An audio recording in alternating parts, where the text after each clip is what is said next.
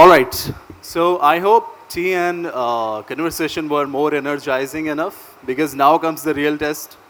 Staying awake without caffeine. So that is going to be a real challenge for you. But don't worry, this session, luckily, we promise plenty of food for thoughts. So no sugar needed. Up next, we have.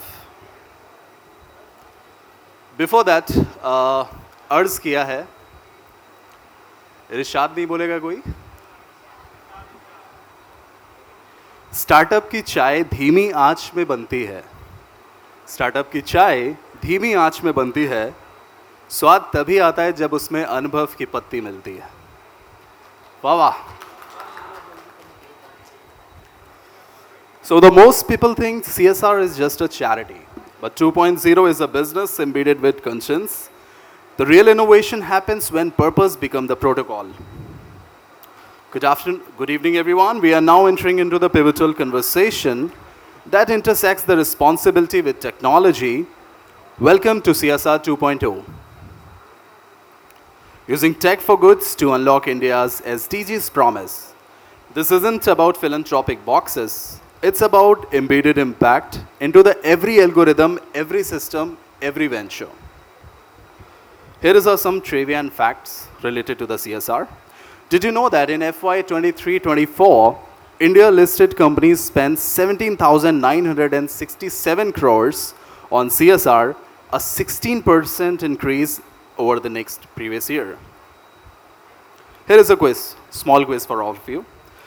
Which sector has received largest share of CSR fund in India 2023? I'll give you an example for that. So the first option is education. Second is the healthcare. Another option is rural development. Healthcare. Any other guesses? Skilling. All right. Very close. Any last guesses? Till the time we reach the right answer. All right, so it's very close. So the education sector has received around 37%. Do you need one more? Any other trivia? All right, we'll move forward as we don't get a positive response for that. So what makes this compelling? These figures shows the traction, but also expose the glaring gaps. CSR 2.0 must bridge these strategies with equity and innovation. On that note, let me introduce the speakers for this specific segment. So we have Mrs. Manju D, Senior Director CSR India, Microsoft, known for leveraging technology in community development, digital skilling, and rural development. Please give a big round of applause.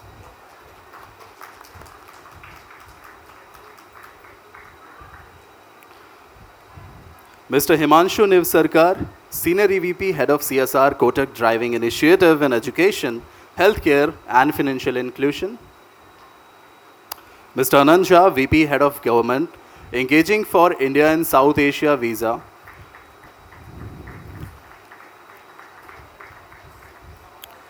Mr. Prabhakant Jain, Head of CSR, DS Group, Spreading Head, Water Conversation, Skill Training, and Rural Development Projects.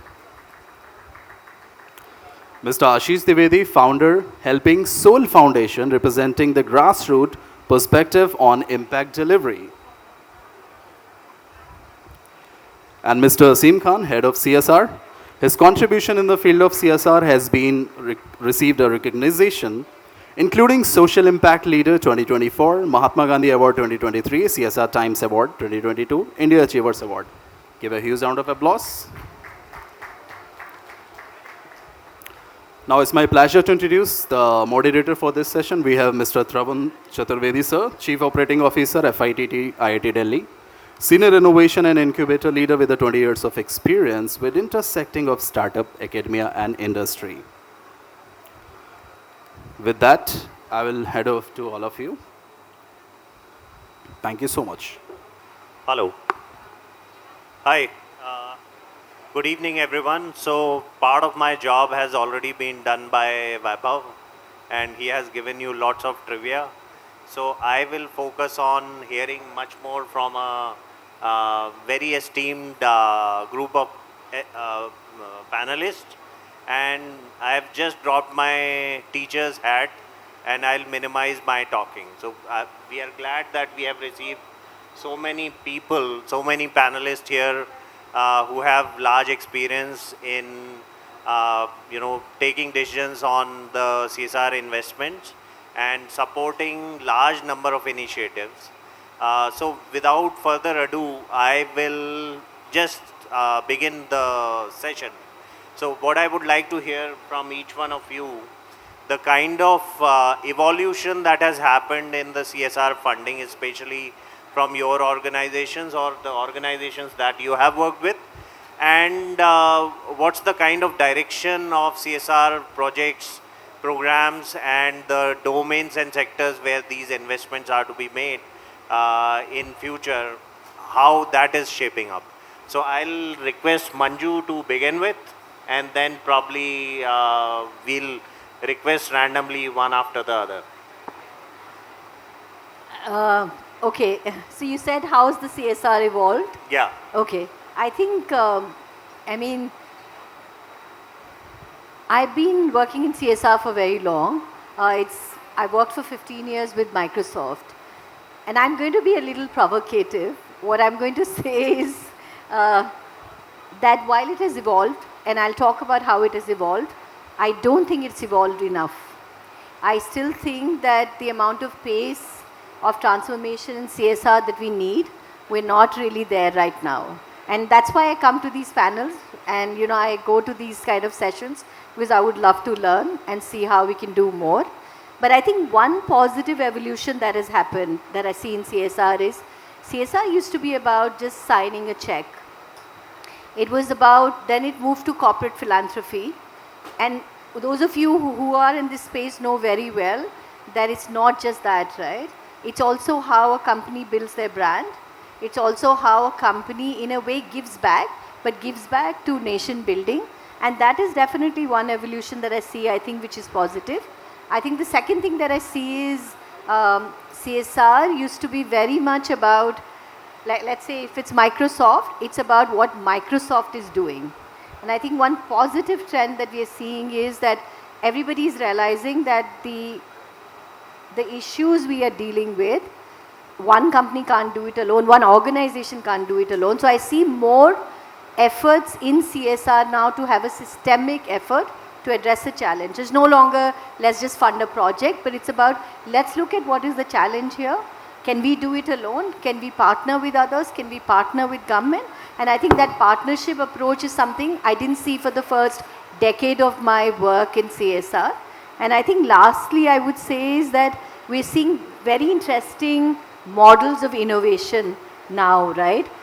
Which I can talk about later, but those are some positive trends. However, those positive trends should be much, much faster.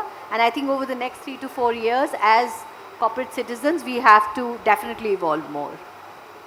So, Prabhakant Ji. Thank you, Tarun Ji. Thank you very much for inviting us for this panel discussion. I feel that actually CSR changed. Actually, last 15 years I associated with DS Group. So I joined DS Group in the pre-New Company Act era when CSR was not the mandatory. So I've seen that CSR was seen as a backroom agenda. Now it's a boardroom agenda. So it's a big difference that happened in India particularly. That earlier that directors and managers were not interested about this CSR, but nowadays they're actively looking for what is happening in this CSR. I would say that compliance is definitely one aspect, but still they are looking for the what impact that we are creating in the society. So that change actually has happened. We move from the philanthropy to the impact oriented intervention. And when I am talking about the impact oriented, they are looking for the real change in the society. And when we need to measure the change, then data, the indicators, those are very important terminologies. So this is from my side. And when I'm come to the DS Group, and DS Group is primarily working with the farmers communities across the country. We reach out to more than 50,000 farmers and various states. So we actively looking for the various kind of solution for these farmers, and these farmers issues are vary from one location to other location. And addressing those significant and the larger issues, we need the support of different people And a startup definitely plays a certain role, and maybe if required, then I will definitely like to address that point in the later stage of this discussion. So any impact stories you can refer us to? Yeah, actually we started a project called Water Economic Zone. So we believe that actually for farmers, water is gold. Water is very, very critical resource for them. So earlier it is seen as a just resource, but we defined water as an economic tool and build the rural economy around that. So when we started from the water, then farmer moved to the, once they have the access for the water, so they have the lot of opportunity to economic activity. And that point actually we required a lot of technological support. This technology not very high-end technology, because we are reaching out to marginal and small farmer. They are heavily dependent on the human labor. But the kind of change is happening in the climate and other aspects, so they require the mechanical support. So that is the project and the case study that we have built. So we reached out around, we constructed around more than 1,000 water harvesting structure to basically deal this situation. Thank you, Anand. So also refer to some impact stories that will drive interest in what we are talking about among the audience. Thank you. Yeah, so I think I would say that CSR is, there are so many areas where you can do CSR. At some point of time as a company, you start taking a call on what are one or two or three of those pillars which you want to really target, because you don't want to spread yourself thin. At least that has been my experience working across companies, that all companies are now very conscious that why don't we identify a CSR strategy where we'll focus on 1, 2 or 3 pillars. In that direction, I would say that as a company, Visa, we did a study on what are the key challenges that our communities face. And since my remit is South Asia, I think the biggest challenge South Asia has unemployment. And in unemployment, the challenge is less about educational qualification and more about employability. So therefore, we have deliberately chosen skilling as one of the key pillars of CSR. Can we skill up the youth so that they can find a contextual job, they can improve their level of earning? That's one area. The second is that the kind of digitization India has seen because of jam trinity, Jan Dhan, Aadhaar and mobile penetration, that we need to have huge amount of financial inclusion. So that's the second important pillar that we have as a company consciously picked up, that can we promote financial inclusion in the company.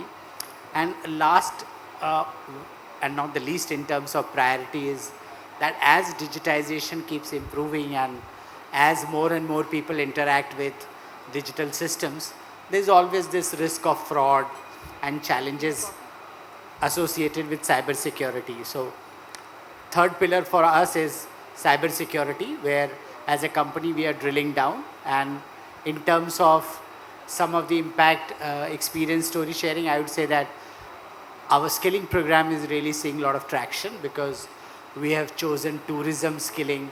So what has happened is that Government of India has really made it very easy to support skilling, because now there is a quantifiable result which you can get out of skilling. So if you choose a skilling stream, you can train a person and that person has to write an exam to get that skill certificate.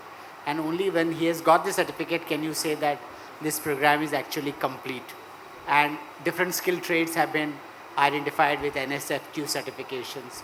So we find that skilling in tourism is one program which we are very proud of. And I can go on and on, but let's other participants speak. Right. Thank you. Asim?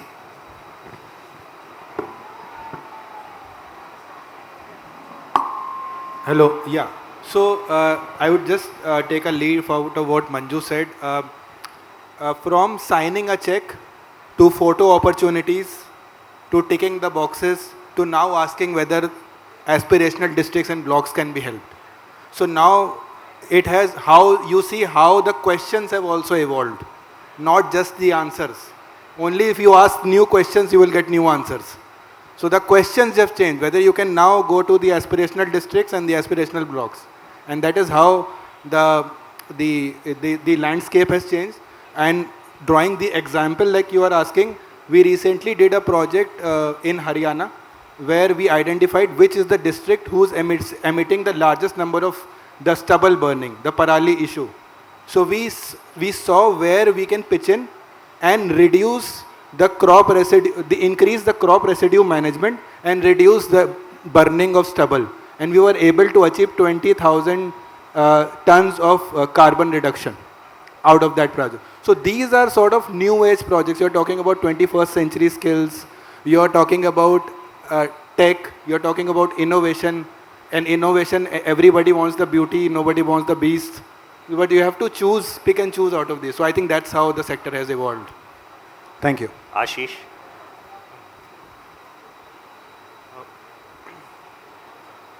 Hello. Yeah. Thank you very much. So first of all, I'd like to congratulate FITT for putting up such a eventful program. At HS Foundation, we have narrowed down our focus to biomedical engineering, innovation and research. And particularly why we have done this is that we feel this is going to be the next big sector which will have the maximum impact. Initially, as what we were discussing, that CSR 1.0 was philanthropy that was need-based. But now CSR 2.0, that is basically tech-driven interventions. And a lot of new age work that we need to do, the interventions that we need to do, will come from the needs and the wants that are there for the general public. So healthcare in particular is what we feel is the next frontier that we need to do.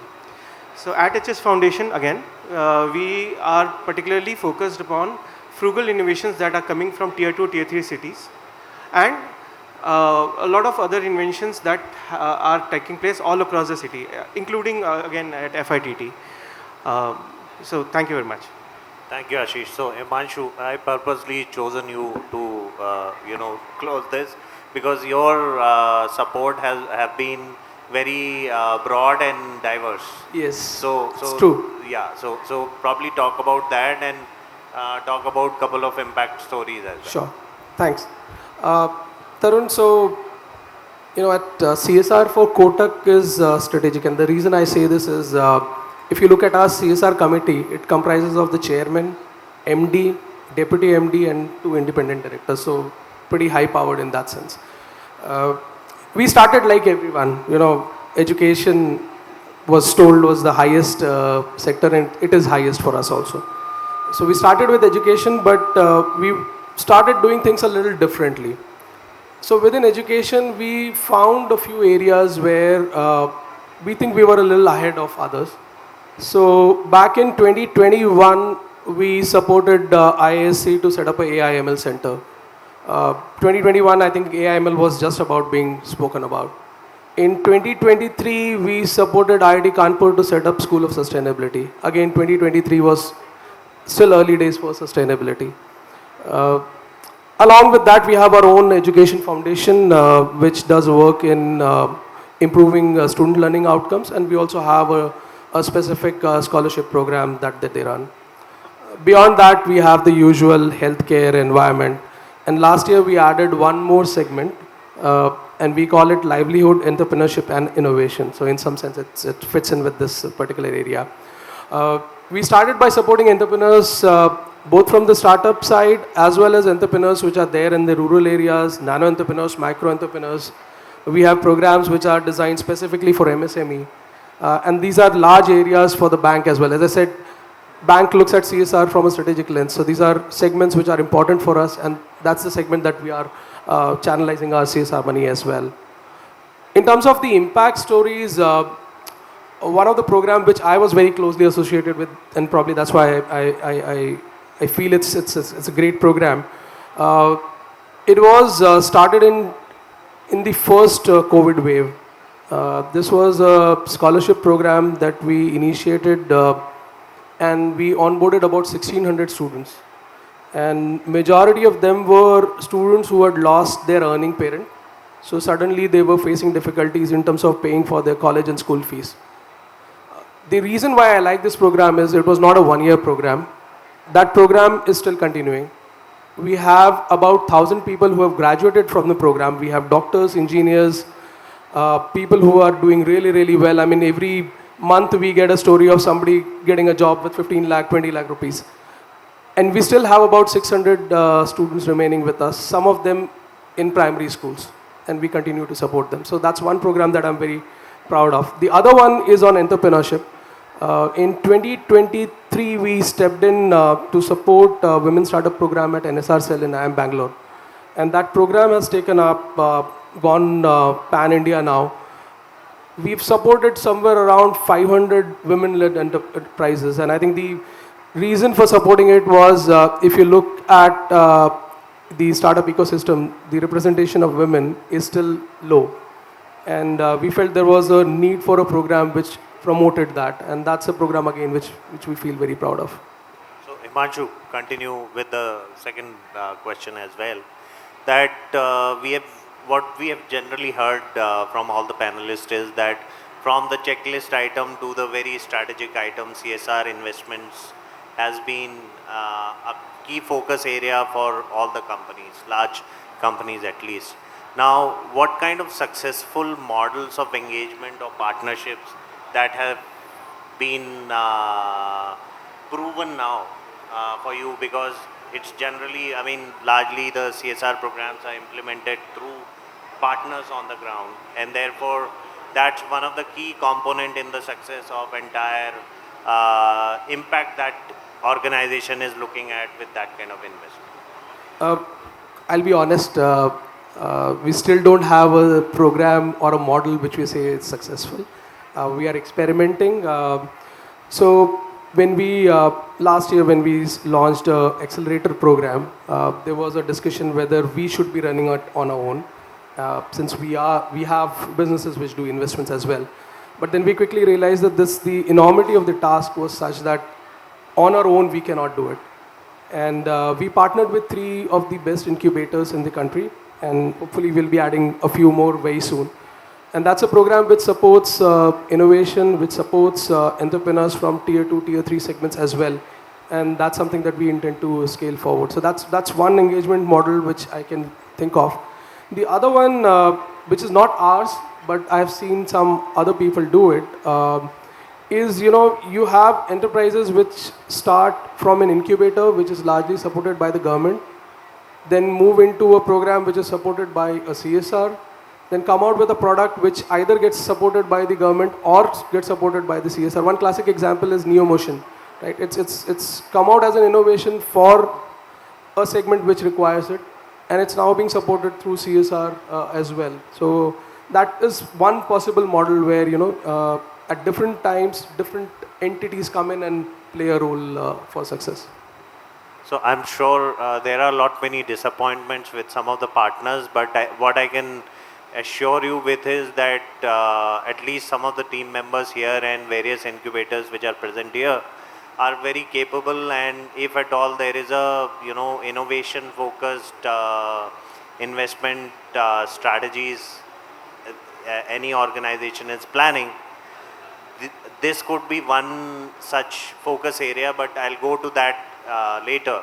I'll share the kind of impact that we could create, from one of the programs which I was leading, funded by one of the banks. In the first year, we have received 4 CR, and we could grow that program to 40 crores in the third year. And that continues to grow further. So I think, finding a relevant partner which is capable and effective on the ground is also a challenge. But yet, I'll go to Manju. She has referred to that engagement model or partnerships. So if at all they have been able to successfully find one. So I think traditionally we've always partnered with non-profits.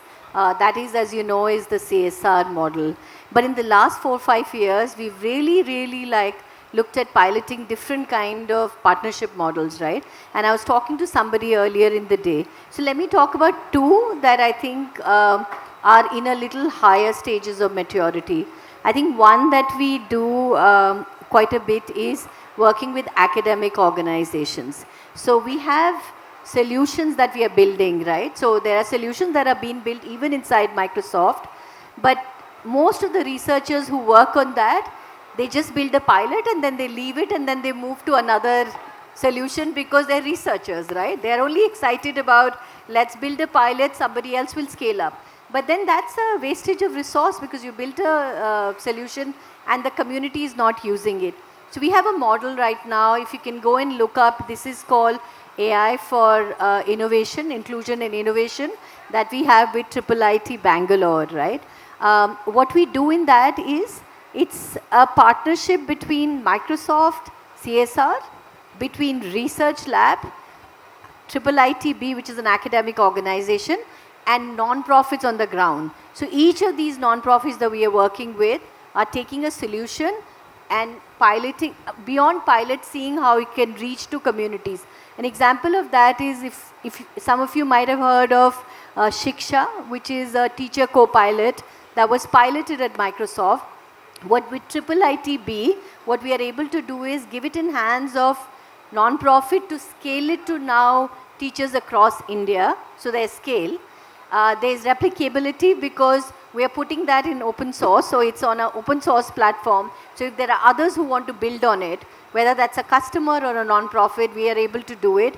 And we are also hoping that IIITB can help us to take it to a DPI and DPG. And I think why I say it's a great innovation model is because ultimately what does India want to do? So if you look at our country, right, what does CSR is about nation building and supporting nation building. And I think if you look at country's ambition, if you hear Prime Minister Modi, but even if you hear others, we don't want to do it just for India. We want to be leader at least in Global South, right? And some of the solutions that are being developed through IIITB, we're seeing, and we've already started piloting that in Africa, right? So how can we take that? So this is one model that we have, which is a different model. And I think the other one that we kind of still working on, but it's been 3 years since we've been working on, is that any project that we do has to be a public-private partnership. My board will not approve anything unless I have a sustainability shown that after Microsoft moves out, how will that project stay sustainable? And those of you who are in social impact space will know that that's very critical. So anything, so to give you an example, helping women build an AI career is important for us. But you'll realize that with 21% participation of women in AI, it's impossible to do alone. So when we build a project, we build the project with Ministry of Skill Development, but we also have co-investors from other corporates. SAP, TCS, EY, we're all jointly funding that project together. So this is another model of building an alliance where you're not forcing any of the other corporate partners to say, oh, you come and do this, but you're saying, hey, can we get together and learn from each other and build that? And I think the third one is still new. So maybe next time when we have this session, I can talk about it. The same institute where we're sitting, Ankit is here, Nilab is here. We are funding IIT Delhi, and this is a new one for us, for an accelerator, Unnati AI. Some of you might have already applied for that, to see how we can help startups in rural areas, tier 2, tier 3 towns, to build solutions, and many of the rural solutions are getting built in urban areas, and how we can do more. I'm sorry I took longer time, but this is a passion area for me. But you have also made me anxious that why she's not taking FITT's name. Yeah. No, it's perfectly okay. IIT Delhi and FITT are one and the same. But yes, you made me anxious for all that while.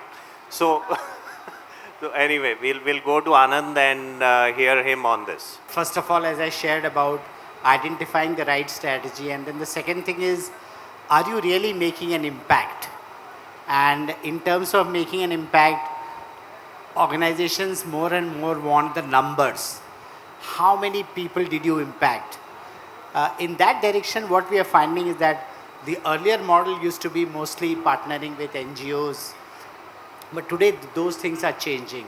Like, I can give you an example that Visa has in the past partnered with actually Section 8 companies which have been promoted by the government and not purely NGOs. So like our digital village program. So we do a program across 18 states in India on promoting promoting technology among villagers. It's called the Digital Village Program, which is at the guidance of RBI. And that we are doing with the Ministry of Information Technology, CSC Academy. So again, the choice of CSC Academy is that they have a structured implementation person in each of the village. So they have what is called as village level entrepreneurs. So based on the size of the village, they have anywhere between 1 to 10 village level of entrepreneurs. So our ability to penetrate in the villages is multifold, enhanced by partnering a partner which has an on-foot, on-ground presence. They have a soldier on the foot, and the soldier also has a, let's say, delivery mechanism which has a certain degree of, let's say, credibility associated. Similarly, in case of skilling, we have chosen another partner which is promoted by the government. It's called the Tourism and Hospitality Sector Council. Again, the same reason, their ability to find on-ground foot soldiers who can implement our programs is simply phenomenal. But at the same time, it would be unfair not to say what are the challenges we find in that direction. I think scale and impact is definitely a much easier target to achieve when you are partnering with the government organization or at least government promoted Section 8 companies. The challenge area has been whenever we try to do an impact assessment, because government organizations have always been habituated of measuring others' impact. Sometimes for them it's a big challenge when you start measuring their impact. So we have found that it takes time for them to understand that just because they are government promoted Section 8 company, it will not be like, we are not doling out money here. So every tranche, grant of every tranche, so generally we go in for multi-year partnership and the tranches are granted based on impact assessment. So until we have had an impact assessment of phase 1, we cannot roll out the money for phase 2. So I think that's a challenge area in terms of new types of partnerships, especially when you're doing public-private partnership. But I think by and large people are getting by this understanding that without assessment of the outcomes, future monies would not be coming. And it's also about a two-way process.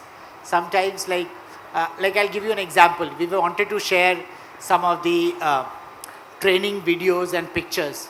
And somebody from my team said that, well, we are very privacy conscious company and we can't share these pictures because we don't know whether we took consent from the participants or not. And because I come from the government in my previous avatar, so I said, what made you assume that government would be violative of privacy? Why don't you ask the partner, did they take the consent of the participants? And to her surprise, they responded on the mail that each of the participants consented to sharing of the video and photograph, and they had taken a consent letter. So I think both the sides, there's a lot of assumptions and false assumptions on the side of private and the government on their capability to deliver things jointly, but we are getting around. Thank you, Prabhakant Ji. Thank you. I feel that partnership is very, very important because we are not dealing with the very simple problem. So social issues and environmental issues are very, very complex, and without coming together, it's very difficult to address. And I'll give you the one example that I will not disappoint you. I'm talking about the FITT. So we partnered with FITT 4 years back, and we decided to do something about the entrepreneurship with IIT. And we assessed what is the IIT ecosystem, and we found that a lot of incubation program is already happening at IIT. So we decided to start an acceleration program for these startups. And I was just amazingly surprised that in the first cohort, we actually accelerated 10 startups. Definitely they received funding, resource, mentorship and something else. But from CSR point of view, I was surprised that they employed 900 more employees in 10 startups. So just simply supporting few startups, we got the significant result in terms of the employability. That is the national problem that we are addressing. So I believe that this is one of the case study. We have many more such case studies for the partnership with not-profit organization. But the bottom line is that partnership is very important. It needs that strategic alignment between multiple stakeholders. If it is not-for-profit organization and corporate, they should have the vision alignment before entering into any partnership. So that is my take. Thank you. Asim? I think for me the biggest challenge is to identify the challenges of tomorrow. When you're finding a partner to do a CSR project, you are actually trying to solve an issue that is existing, but you are also trying to envisage that if today's solutions are becoming tomorrow's problems or not. Like Prabhakant mentioned about the water economic zone. So water may or may not be a problem today, the shortage of it, but it will be a problem of tomorrow. Entrepreneurship, the lack of funds or the effective use of funds may not be an issue of today, but it may be an issue of tomorrow. So we are also exploring a partnership with that FITT, wherein we are trying to understand as to how we can support the incubations which are being done in the semiconductor space. So semiconductor with the government space, with the government current push, both in the software R&D and in the hardware space. So I think that is the challenge of tomorrow that we are trying to, today and tomorrow that we are trying to understand, and that is where the partnerships, the PPP model, the last P for me is people. So public, private and people. That is the essence which we should not lose as CSR practitioners. Thank you. Right, thank you. So Ashish, I would like you to respond with the next question, because you are a foundation yourself, that how there has been a growing focus on tech-based innovation focused CSR strategies. Hello. So I'd like to pick it up from what Himanshu and Manju said just earlier. I'd like to rehash a success story that had happened in India some time back. So in 2023, there is a startup, Voxel Grids, based in Bangalore. They were able to develop an MRI for about 3 crore rupees, while a GE, General Electric MRI, cost somewhere around 6 to 7 crore rupees. And even their per MRI charge is also very cheaper compared to the what we have coming from outside India. The point that I want to make is technological triumphs like this is what we need to focus upon. The research, the bleeding or cutting edge research that is happening in US or in Europe, the common denominator that is between them is that they are the expenses are in dollars and euro. When they translate back to India, it is not for mass consumption for 1.4 billion people that happens over here. Again, Voxel Grids, that the startup that took place, it was funded by DBT and BIRAC. And they worked on it far before even the concept was identified as a problem by the government itself. So the tech-based interventions that we have spoken earlier, that I think is the way going forward. I'll not take much of your time. Thank you very much. Thank you. So I'll rephrase the question for rest of the panelists, that there has been an increasing focus. Education definitely requires a large investment, because we still have a large proportion of citizens with literacy rates poor, and therefore, however, due to the kind of focus on the impact of the CSR investments, how the attention towards higher order, or investing into higher order, large transformation based technology focused innovation has been on the counter now for companies. Anand, would you like to take that?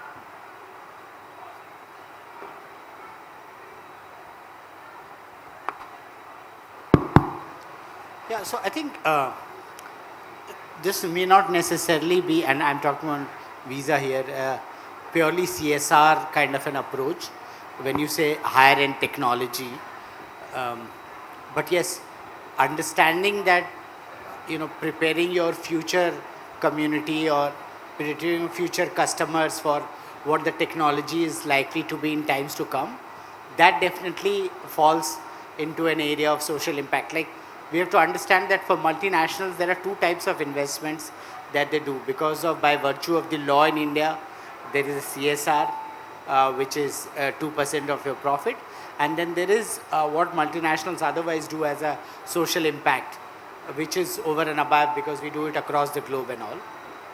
So I think what we are seeing, increasingly seeing, is that in our existing programs, every time we are going a reiteration or every time we are re-evaluating on how the program should be taken forward, we have consciously started looking at what are the technological inputs that we can give. Like, let's say after our lessons on the financial inclusion or digital village program, we realized that if we want the villagers to be tech savvy, then probably the village level entrepreneurs should be tech savvy. So until their trainers are tech savvy, villagers probably can never be tech savvy. So as a next phase of our digital village program, we are planning to train the village level entrepreneurs in the area of artificial intelligence, so that they themselves become comfortable with the future of technology and they can make our stakeholders comfortable. So some of those ways we are thinking about it. But I would say hardcore technology is still not a part of CSR as such. Manju? Normally, I would like to speak less on panels, but I want to take this question because I know that there are a lot of startups, developers who are here. And I think sometimes when I go to events where there are startup and developers, I find there's a focus on, in quote, high-end technology, right? And I think I feel that when I look at India and just in my role in CSR, I think someone mentioned, maybe Ashish, about frugal innovation, which doesn't mean that you're not spending enough money on technology. It doesn't even mean that you're not really investing in it long term. I think what we have to look at is what is the problem we are trying to solve. Technology by itself is like sometimes the solution that you need, a tech solution that you need, can be really very simple. It's not very complicated. It doesn't have to be necessarily high end. So I think that's one thing I would say that I feel is important, because I do see a lot of startup developers come to us and say, even social enterprises saying, this is my technology. And you know, when you ask them, what's the problem you're trying to solve for? And that you don't get an answer to that. But of course, as Microsoft, we think tech first. So I think almost everything that we do, tech is not a bolt-on. It's something that is integral. So if we're looking at, let's say, skilling teachers on AI, right? The first thing we'll do is, okay, what are you skilling them for? If it's to improve the learning outcome of students, what is missing currently? And once we've identified what's missing, we then build a solution. So while we are skilling the teachers, we are also giving them a technology aid that's simple and easy to use in a school in Uttar Pradesh, right? But you don't want to give them something that is useless, right? But it's something that Microsoft can go on global platform and say, this is great, but it's not very usable. So we have a lot of tech. I think if I start talking about it, we'll be here till the end of the day. So if anybody has any specific question, you can drop me a mail. But just that point, Arun, that I think we have to look at what is the problem we are trying to solve. Yeah, definitely. So a call like this is easy for Microsoft, and without making a controversial statement, I can say that I have seen CSR support given to Gaushalas, etc. So and that too in large numbers, and therefore that's what my question was to begin with, that how it is evolving. So Prabhakant Ji, your response. Yeah, so I would like to say that actually we need to understand the boundaries of CSR also. But because CSR actually is compliance, there are a lot of regulation is built by the government around the CSR, and we have to work on within that boundary also. And sometimes transformational and deep tech and high-end technological solution is required much longer gestation period, and a significant risk is also associated with that. If we are doing something good for the society, we are accountable for the outcome of that particular intervention also. When we're talking about the larger technological initiative, so I feel that that associated risk with that research work or maybe the technological work, that is actually creates some little bit challenge for the CSR. But I believe that the proven technology and application of technology in CSR is very much doable, and I think we should do that. Tarun, why not next for FITT is a CSR technology innovation hub? Hello. Yeah. So I can tell you that Neelab, I and couple of us have been planning to host a CSR conference around this only, and that has been you just stolen my last comment. So, but anyway, I'll make that statement. So because I can see many of them are looking at us with staring eyes, waiting for the next panel to come. So very quickly, Asim and then Himanshu. I think you, very quickly, I would like to sum up with, you have to also look at where you are solving the technology issue and at what level. If you're looking at the rural level, you're also looking at whether the panchayats are digitized or not, whether the sarpanch is digitally enabled or not. And then we are also talking about chip designing and AI and robotics. So you have to, it's a developing country still. And that target is 2047. But then to be there, you have to solve a lot of issues at different levels. Me being a rural development background student, I always look at that sarpanch who's a lady who's been first time winner of the sarpanch election. How can we enable her to be tech savvy? That is my lookout, and that's how I look at problems and I look at solutions. Thank you. So at Kotak, in terms of the high-tech research work, the two partnerships that I spoke about with ISC AIML Center, they're doing some cutting-edge work on healthcare, on fintech, and few other areas. And similarly with IIT Kanpur on few areas in sustainability. So when it comes to the high-tech related work, that's one area where it is happening. We also have a separate program where we support research in AMR area, which is again is a big problem for India. So that again we do it in academic institutions. When it comes to the CSR programs as such, right, the challenge comes in whether the technology is required to have that impact, or it's required to measure the impact, or it may not necessarily be required, right? So it's important to figure out whether a tech intervention is necessary or not, and then suitably align programs to that. And towards that, what we typically do with our implementation partner is ensure that we have enough funds available, so that if a tech-led intervention is required, let's say if you need a tablet to be distributed for whatever reason, if it is justified, then that fund is available. But if it is just a program where a distribution is being done with no impact, then we would not support it. So it has to be towards a purpose.